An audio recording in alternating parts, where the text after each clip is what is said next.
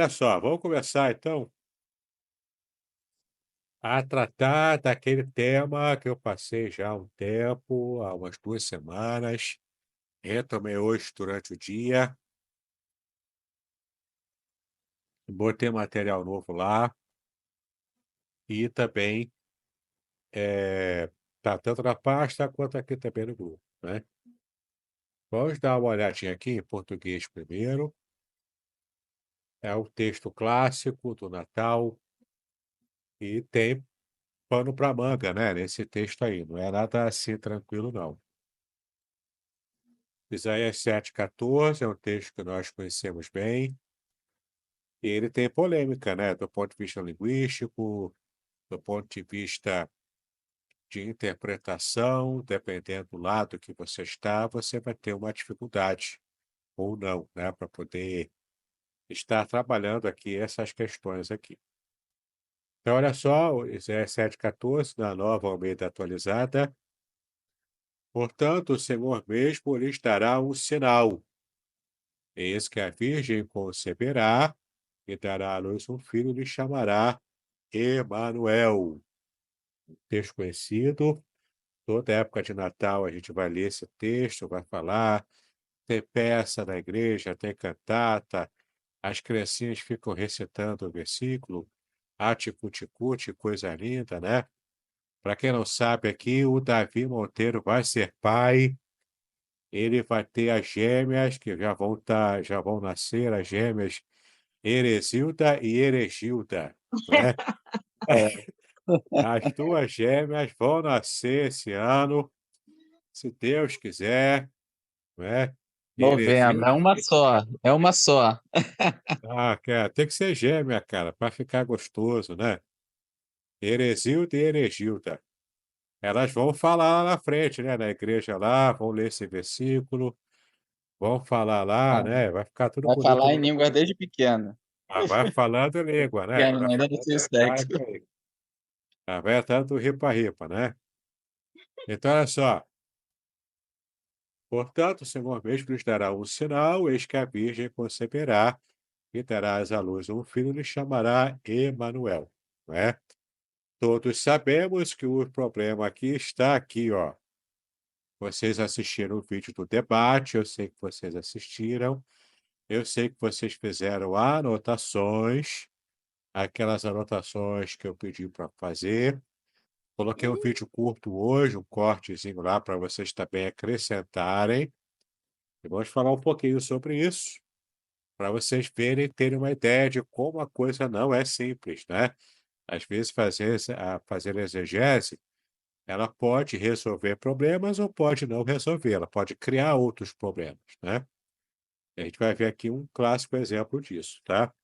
O problema que está na palavra virgem, na interpretação de virgem, dependendo do lado em que você está, né. Se você estiver do lado do judeu, do judaísmo ortodoxo, você vai para um lado. Esse lado geralmente é acompanhado, nesse tópico, né, acompanhado por teólogos liberais também.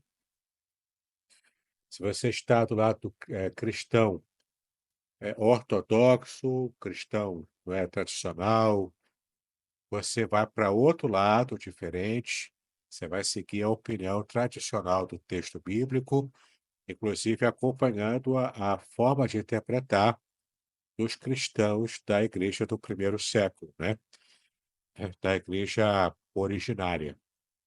Então você vai, dependendo do lado que você está, você vai buscar um caminho, tá.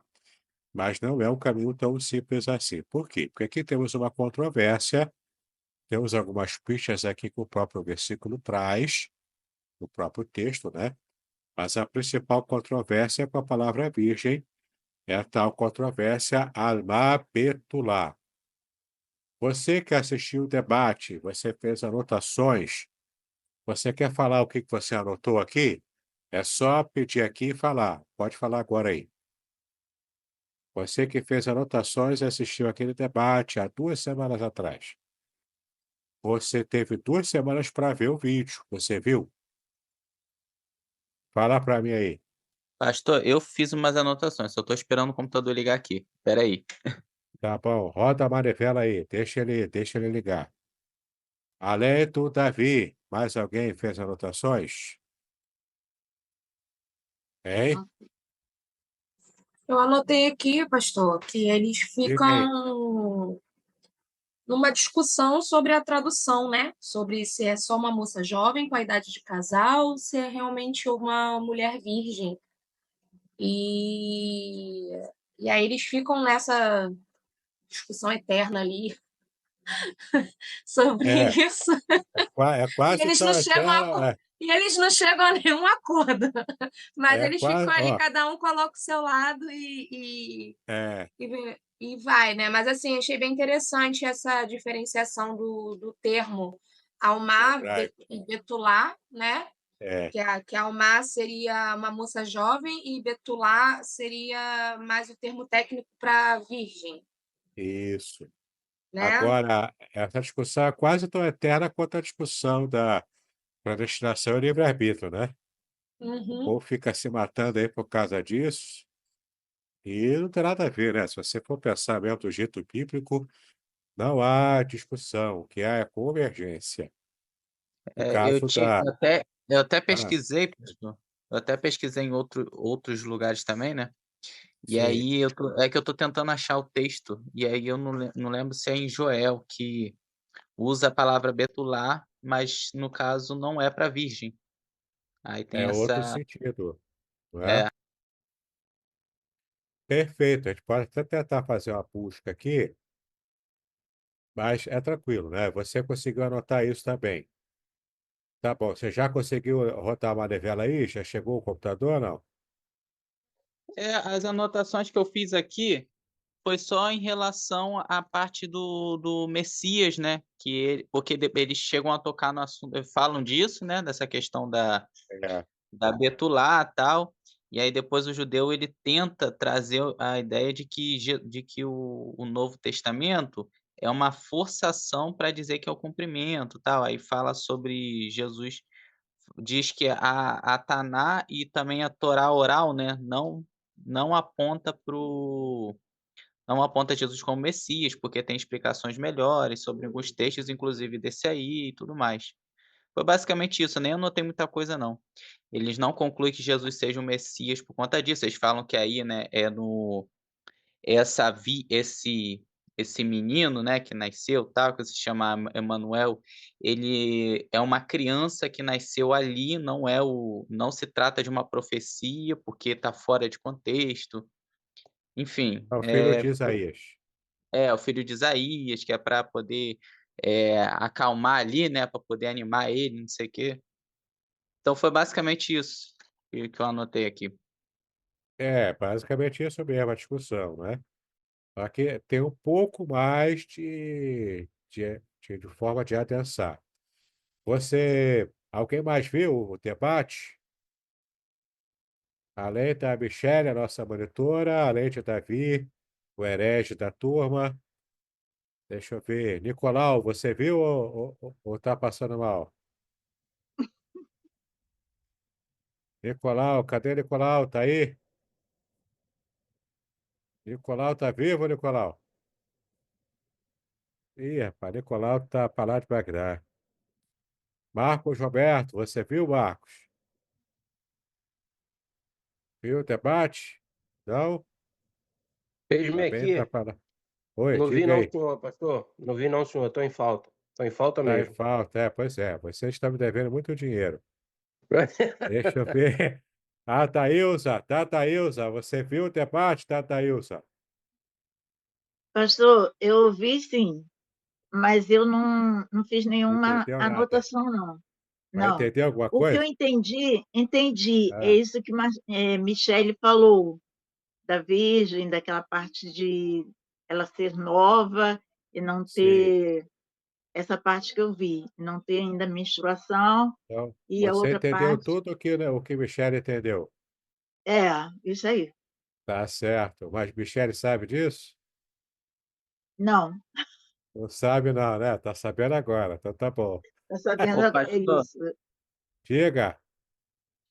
Tem como, já que você está aberto aí, Joel 1:8. Foi isso aí que eu Joel mas isso aí 1:8. foi de isso aí foi de outra fonte, não foi desse vídeo, que eu fui Não, tudo pesquisar bem. sobre. Joel Joel 1:8. 1:8, que a tradução é virgem, né. Lamento é assim como a virgem, vestida de roupa feita de pano de saco. Aí o virgem Lamenta está a em morte qual. do seu noivo, ó, do noivo. Isso aí, exatamente. Então aí é Vamos traduzido ver como aqui, virgem, qual é a vamos ver palavra aqui, aí é betulá, não é? vamos ver aqui agora. A virgem aqui, ó. Isso mesmo, Betulá.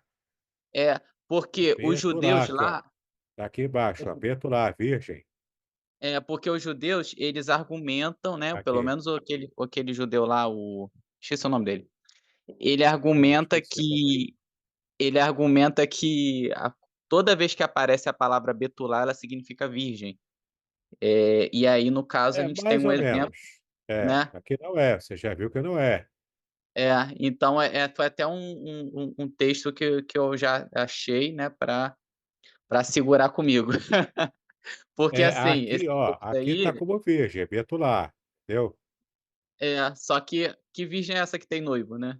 Embora seja aí uma linguagem figurada, tal, mas Não, é até algo que, assim. não é essa questão não. Vamos ver se é noivo mesmo, né? Pelo marido, ó, pelo marido. Marido em Aí, hebraico marido. é Aí, Baal. Baal não é noivo, é marido. Baal.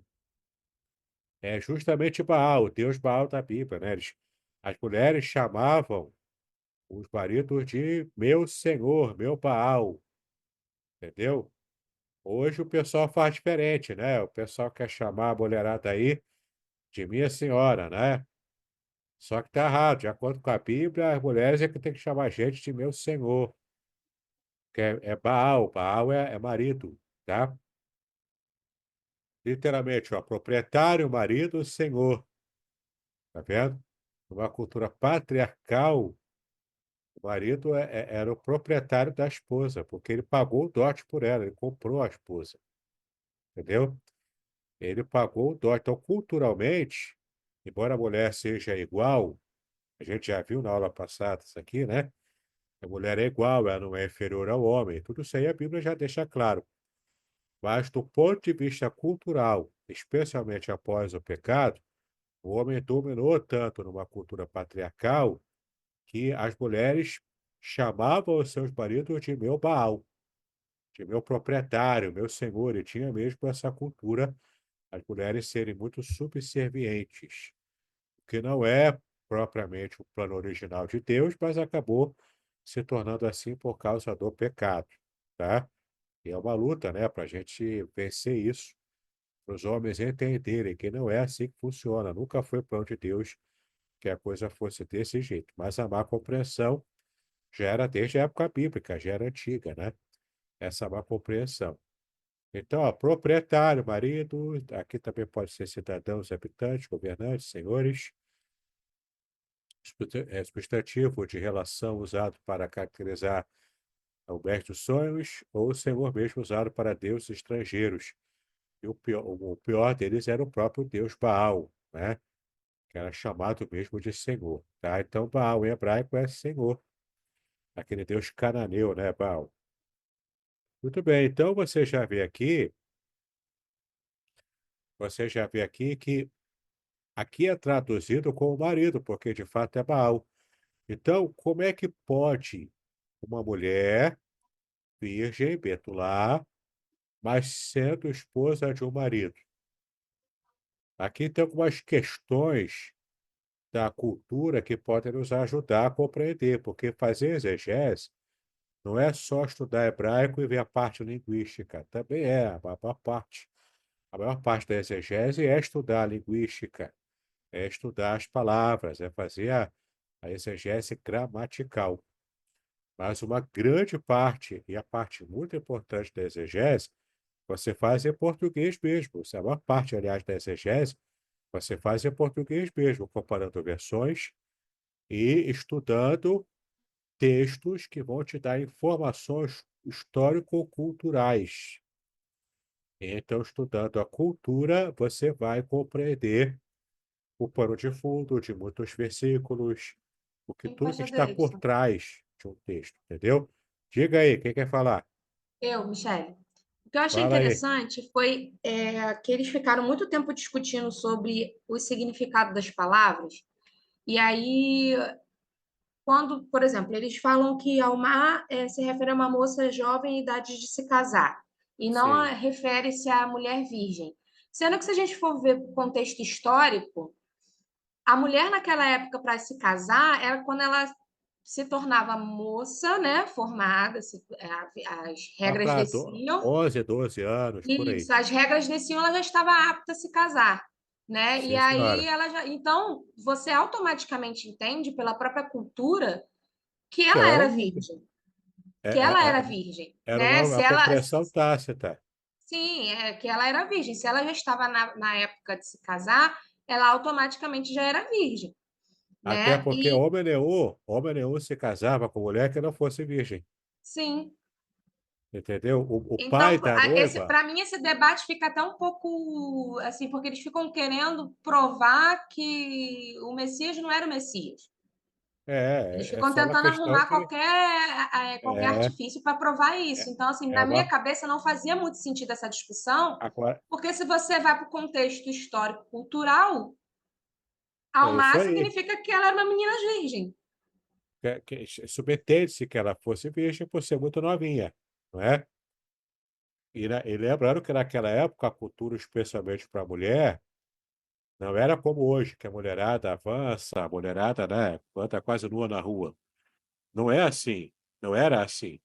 A mulher tinha que ser recatada, a mulher que já tivesse experiência antes de casar, ela era mal vista. Era pior do que há 20, 30 anos atrás na nossa cultura aqui, era muito pior. A mulher era apedrejada, inclusive. Ela era adúltera, podia ser apedrejada, como levar aquela mulher adúltera e tentar apedrejar lá e jogando Jesus na parede, né? Então, não era uma coisa tranquila para a mulher adquirir uma fama, seja verdadeira, seja falsa, inventada. Mas a mulher ficava marcada e podia perder a vida por causa disso. Era vergonha para a família dela, era vergonha para o pai dela, entendeu? Era um estigma muito maior do que o estigma que nós já tivemos aqui no Brasil. Então não era uma coisa tranquila para a mulher, tá? E você pensou direito. Agora, essa mesma impressão, eles acusam a gente. Eles dizem: olha, vocês estão forçando o texto aqui para poder fazer de tudo para forçar que Jesus nasceu da Virgem. Eles falam a mesma coisa. Esse argumento é uma via de mão dupla. Eles também nos acusam de forçar a barra para dizer que Jesus nasceu da Virgem. Entendeu? Aí vai ficar numa discussão eterna. Por que que é importante?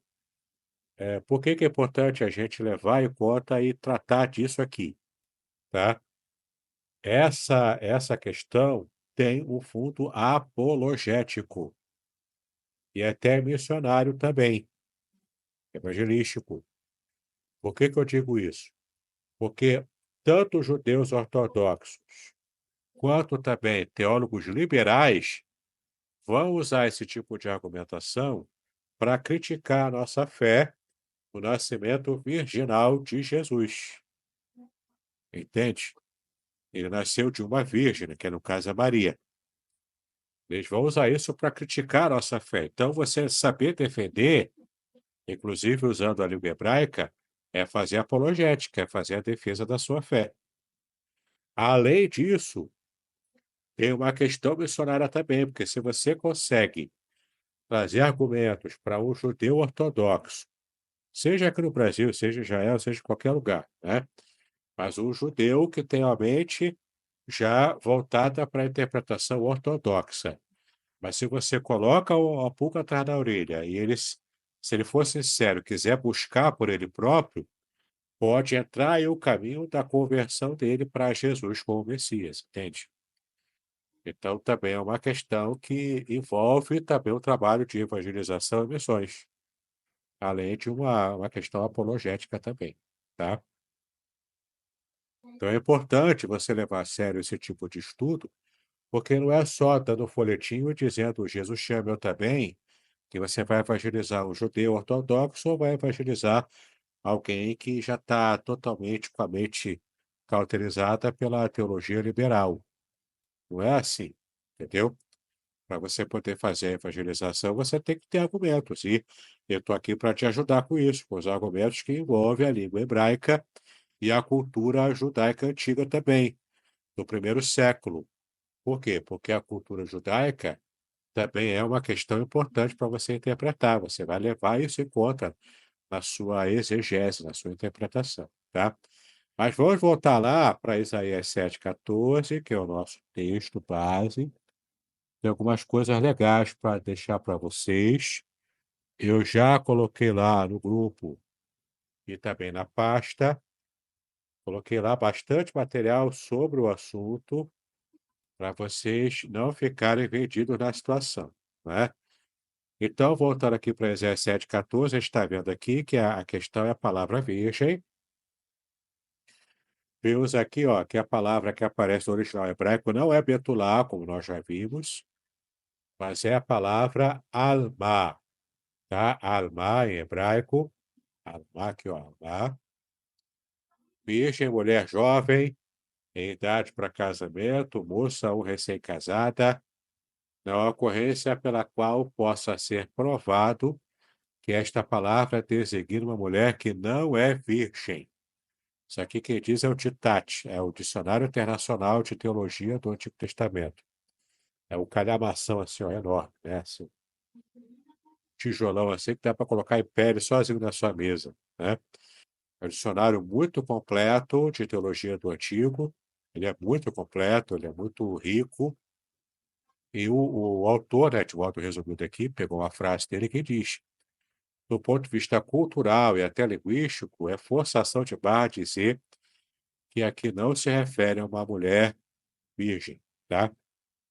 Mas a gente tem mais do que isso. Eu coloquei lá material para vocês, muito mais abrangente, uma discussão muito mais abrangente e clássica até do que apenas olhar para o dicionário, né? Por mais interessante e confiável que seja esse dicionário.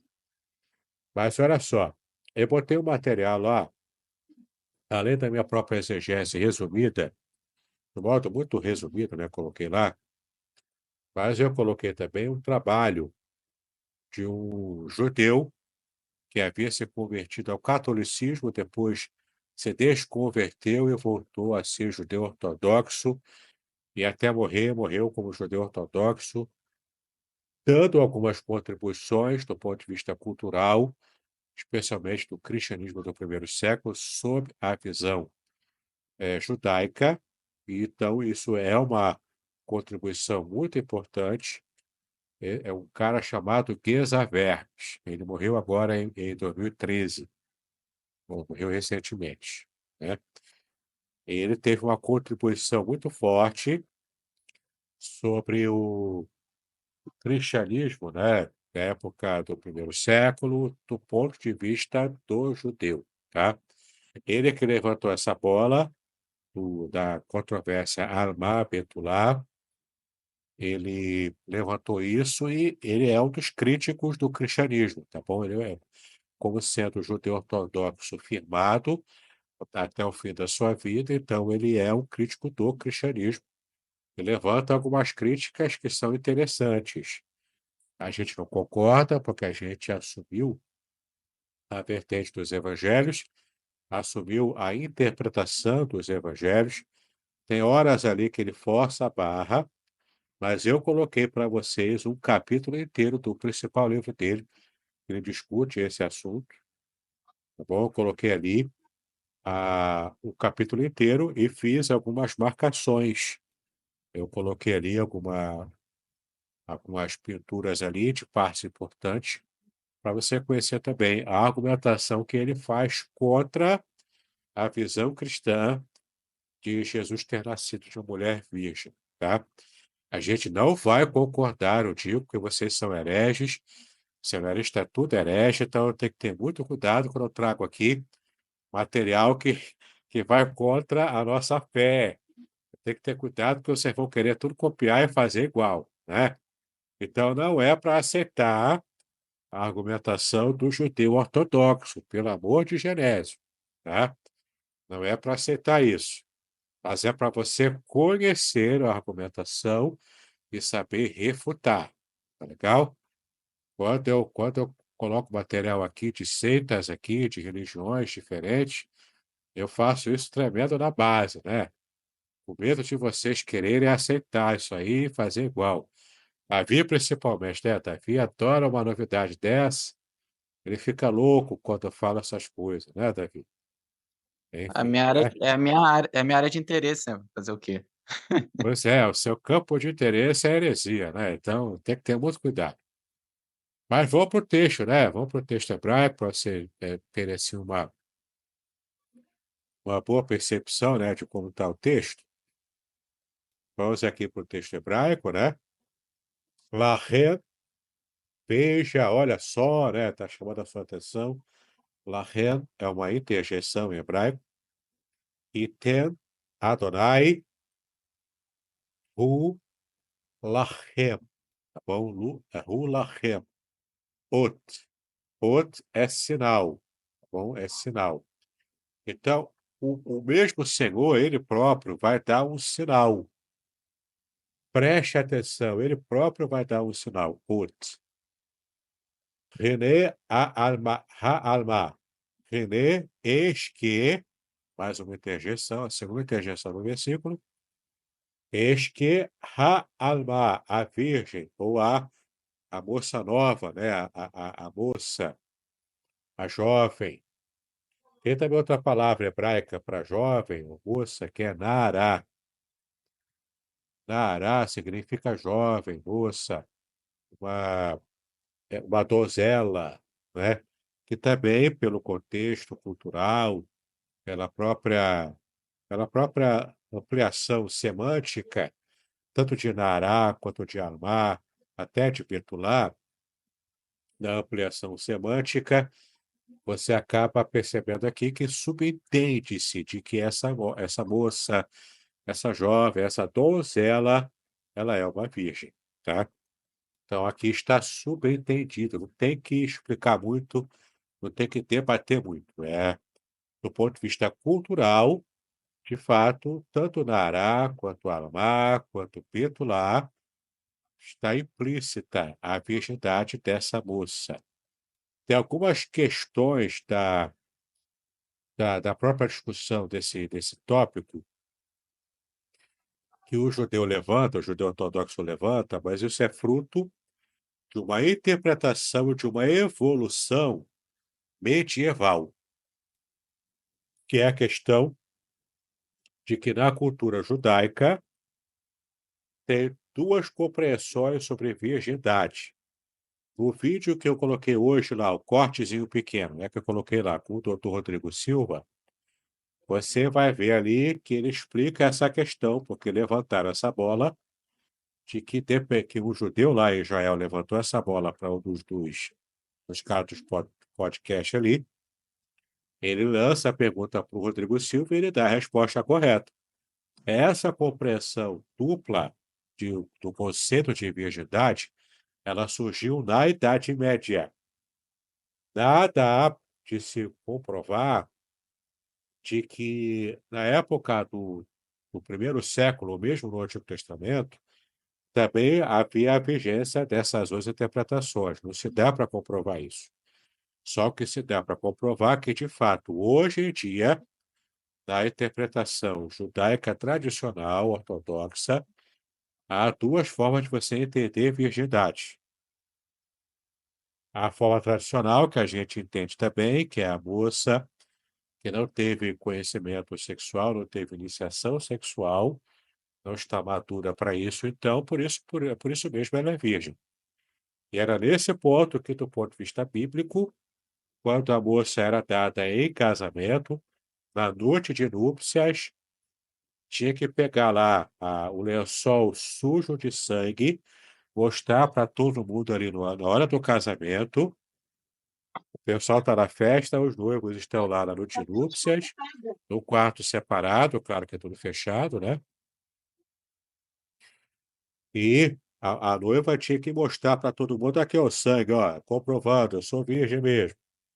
Tinha que fazer isso e o pai da noiva pegava o lençol sujo, dobrava com ele sujo, deixava, acho que deixava secar mesmo, né, depois de seco, mas ainda sujo, não lavava o lençol, dobrava ele todo e guardava, porque mais tarde, se o marido da sua filha, né, da noiva, reclamasse lá: "Ó, ela não era virgem, deixou queimar arroz lá", arroz não, porque eu não comia arroz, mas deixou queimar o pão lá, na assadura lá, né, deixou de queimar o bolo qualquer lá, fez alguma coisa errada que ele não gostava, ele podia inventar a história de que ela não se casou virgem para poder, se despedir dela e repudiar a moça, coisa e tal.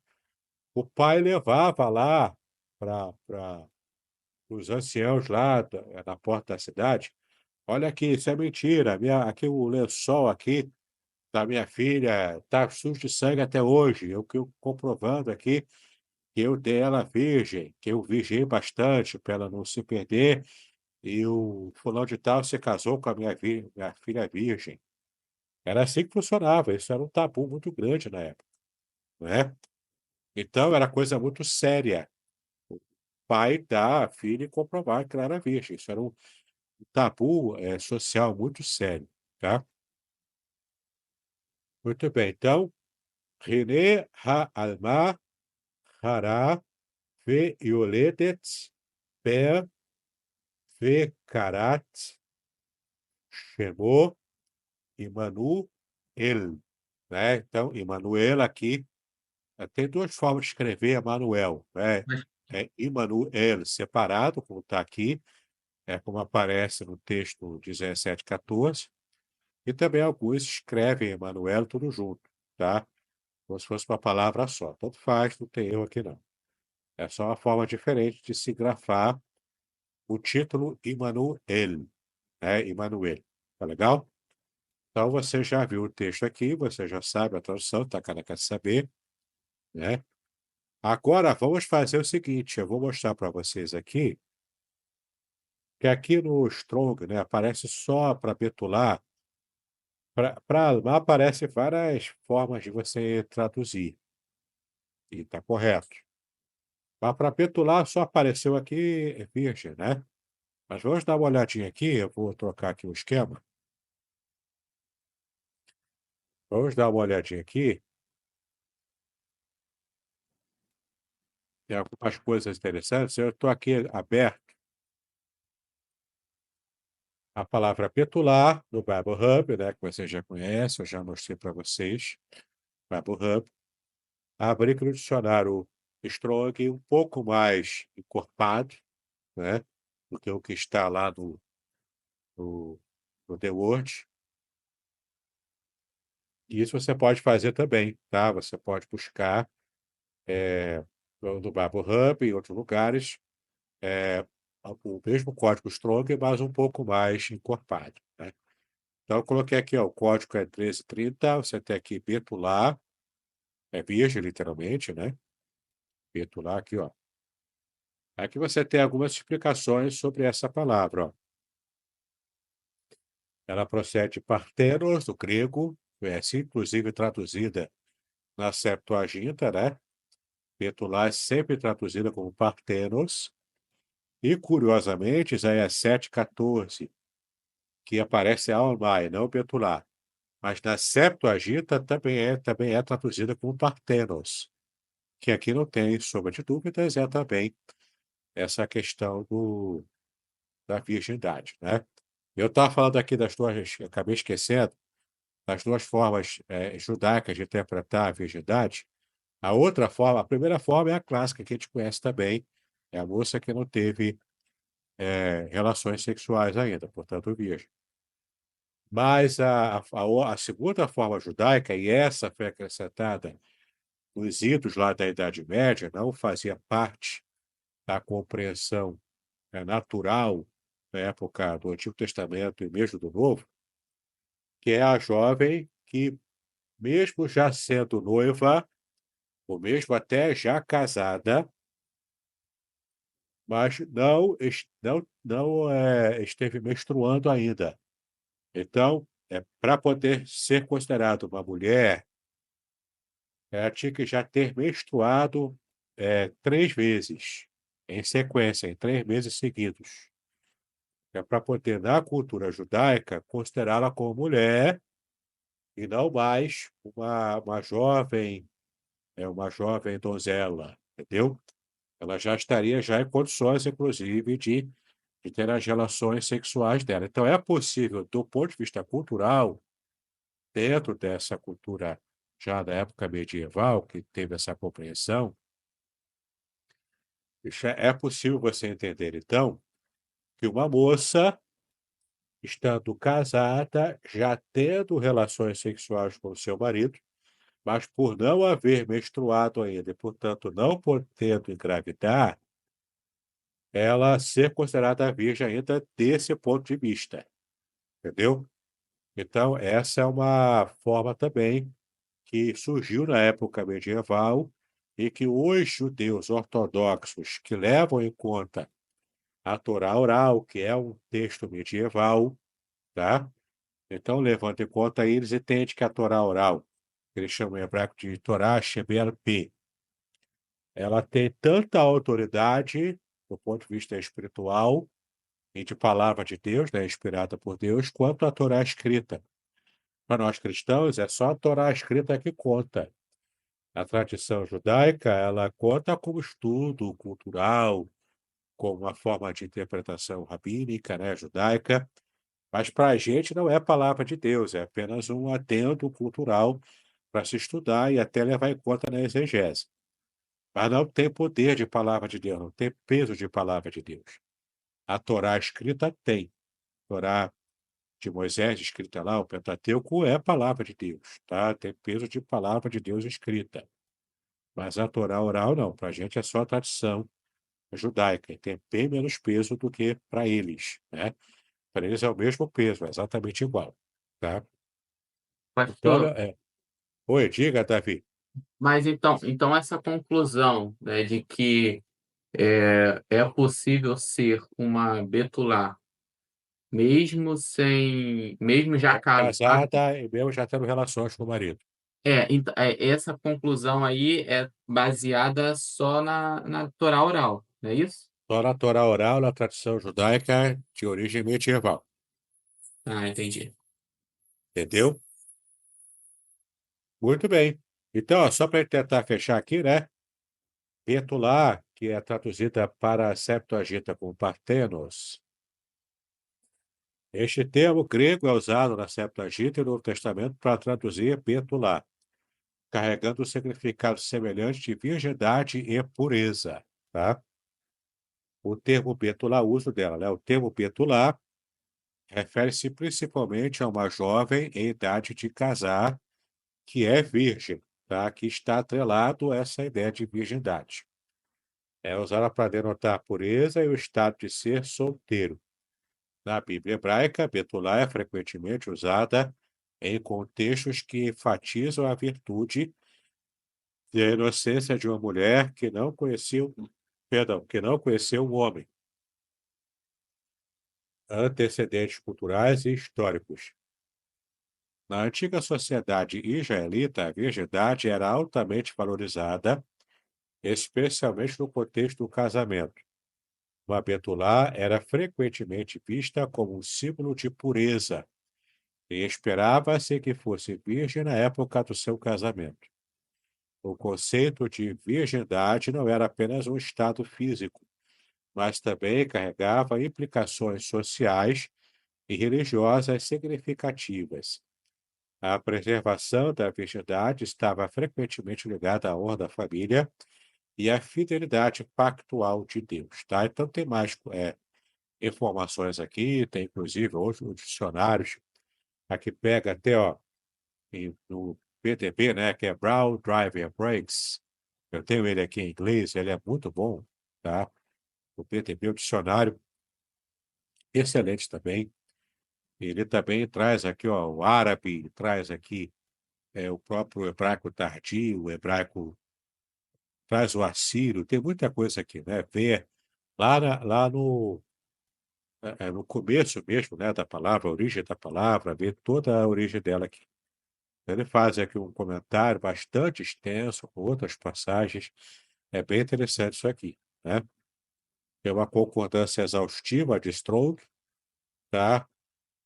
E tem formas também, enfim, né? Tem aqui, ó, aqui do lado, você vê essa concordância exaustiva de Strong em inglês, né? E aqui está em português, porque eu mandei traduzir, mas é em inglês o material. Tem muita coisa aqui bacana para você estudar e ampliar a sua compreensão sobre esse termo aqui, né? Essa controvérsia ao mar Betulá, tá?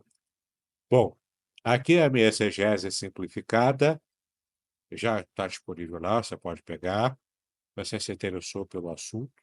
Só para você ter uma ideia, se a coisa não funcionasse, se Deus não tivesse da frente, né? E se José não tivesse entendido o sonho que, de fato, o que tinha acontecido, ele não fosse também um homem justo e fosse levar à frente essa questão da gravidez de Maria, ela seria apedrejada e seria morta.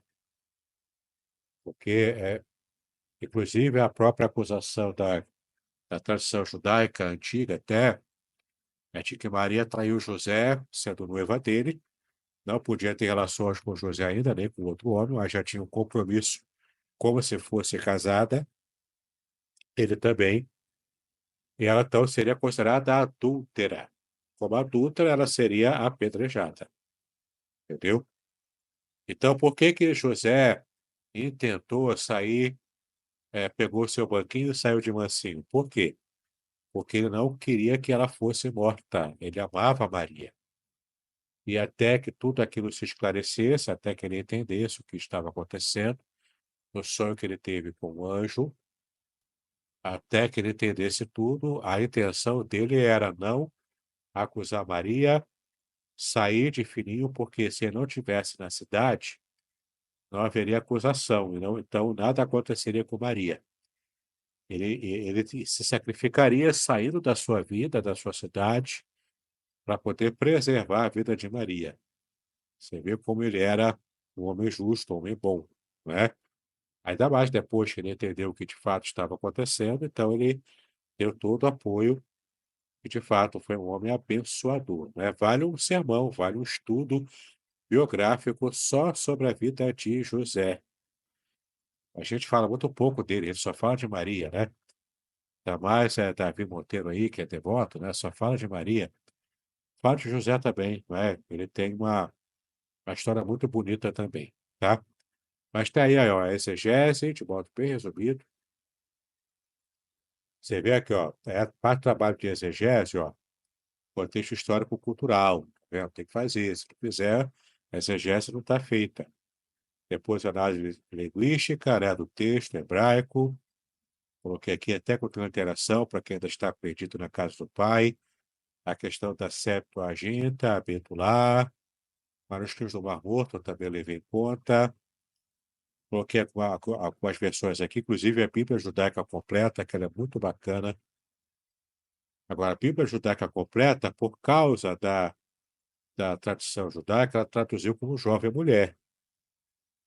Mulher, né? Portanto, casada, mas jovem, tá? Optou por traduzir assim, embora a Bíblia seja excelente, gosto muito dela, mas aqui ela optou por seguir a tradição judaica, não a tradição propriamente cristã.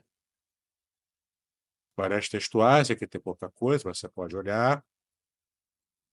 Procurei buscar aqui a intenção do autor, de Isaías, análise detalhada aqui, né, com 2 parágrafos só, uma reflexão teológica e as referências bibliográficas para você levar em conta também, tá? Então você pode ler com calma, se você tem interesse ainda por esse tema, tá legal? Marcelo, vou fazer uma pergunta.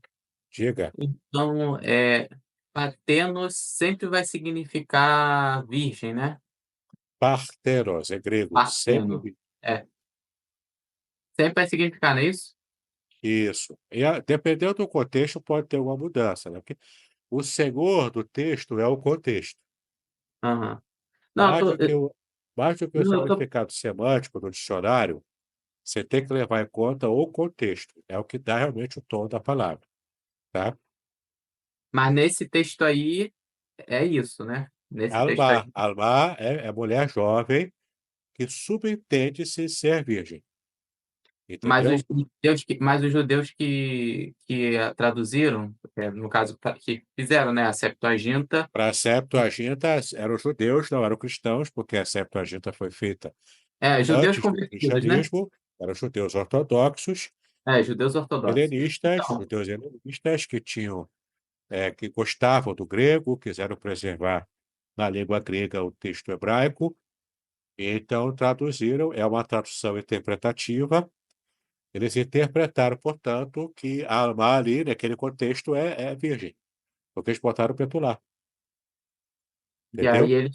então eles colocaram ali Essa apenas. interpretação do texto da Septuaginta provavelmente influenciou Mateus, quando Ah, escreveu lá no tá. seu evangelho, colocou botou partenos também. Ele provavelmente citou Isaías 7,14 ali a partir da Septuaginta. A maior parte das citações do Novo Testamento, do Antigo, eles tiravam, às vezes, de cabeça ou tirando, copiando mesmo, mas não do texto hebraico, eles copiavam da Septuaginta, porque era o texto mais acessível para eles.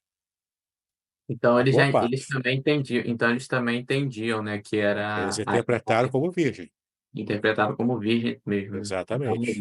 entendi. Entendeu? Isso influenciou toda a teologia cristã em cima do nascimento de Jesus. Essa compreensão começou com a Septuaginta, reverberando em Mateus, e dali para todos os evangelhos e a nossa compreensão teológica ao longo dos séculos até agora. Entendeu? Certo. Entendi. Beleza. Então, dá uma olhada aí nessa exegese rápida que eu fiz. Eu coloquei esse material aqui, é um trecho só, né? Um capítulo do livro Natividade, de Geza Vermes. É esse autor que eu passei para vocês. Tá? Aqui, ó. Na verdade, esse aqui é o resumo de Natividade, é só um resumo do livro dele. Aqui é o resumo geral, aqui é o link para você comprar, se você quiser. Aqui, o resumo do que ele pensa sobre a virgindade de Maria. Lembre-se de que ele era um judeu, se converteu por um pouco tempo à fé católica, e depois ele se desconverteu do catolicismo, voltou a crer no judaísmo ortodoxo, então todos os livros dele é desfazendo a crença católica, cristã ortodoxa, né? Então, esse é o ponto de vista dele. Então, você tem que saber isso para poder entender o argumento dele, tá? Aqui eu resumi o que ele fala sobre a virgindade de Maria. Aqui é a cara do indivíduo, né? Teresa Vermes. Aqui o resumo da vida dele, a contribuição dele, formação e carreira acadêmica, contribuições principais dele, tá? As obras mais importantes, enfoque e o legado dele também. Não é de se jogar fora, tá bom? Vocês estão no seminário, aqui a nossa perspectiva é acadêmica, então aqui não é você ter postura de aluno de escola dominical. Você está sendo formado como teólogo, como teóloga.